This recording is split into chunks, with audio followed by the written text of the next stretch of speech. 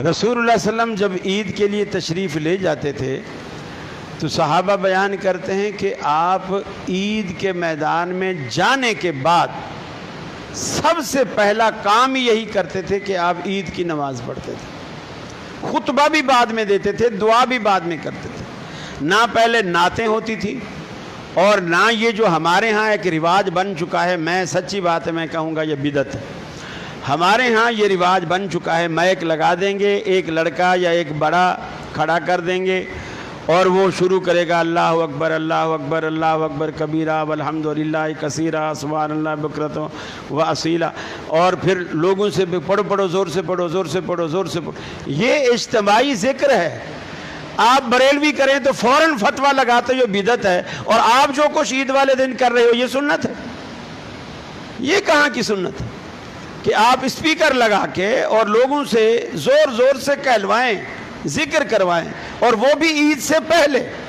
حدیث میں صراحت ہے کہ اللہ کے رسول عید کے میدان میں سب سے پہلا کام یہی کرتے تھے کہ آپ نماز پڑھتے تھے۔ نماز سے پہلے نہ کوئی نعت، نہ کوئی نظم، نہ تکبیرات کی بلند آواز سے اجتماعی شکل میں ذکر، اور نہ خطبہ نماز سے پہلے۔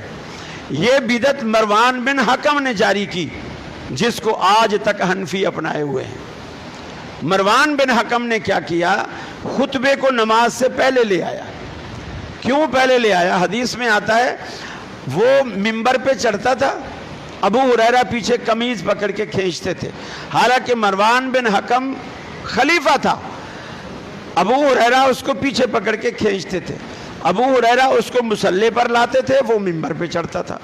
آپ مصلی پر پہلے نماز پڑھا، وہ ممبر پر چڑھتا تھا، اور وہ آخر اس نے ضد کر کے خلیفہ چڑھ گیا ممبر پہ، ابو ہریرہ نے چھوڑ دیا۔ پھر ابو ہریرہ نے مجمع میں کھڑے ہو کر کہا انظروا الی ھذا الخبیث، اس خبیث کی طرف دیکھو، اللہ کا نبی نماز پہلے پڑھاتا تھا اور خطبہ بعد میں دیتا تھا، اور یہ خطبہ پہلے دے رہا ہے اور نماز بعد میں پڑھائے گا۔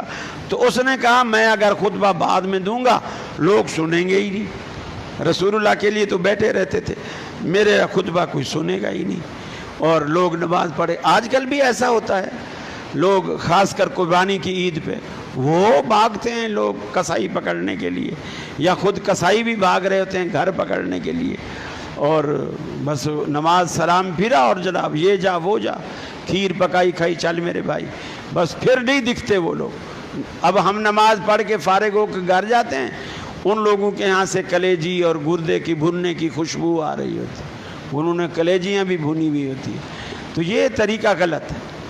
عید کے دن عید کی نماز سے پہلے کچھ نہیں کرنا، نہ نفل، نہ سنت، نہ تحیت المسجد، نہ نعت، نہ نظم، نہ تکبیرات، کچھ بھی نہیں۔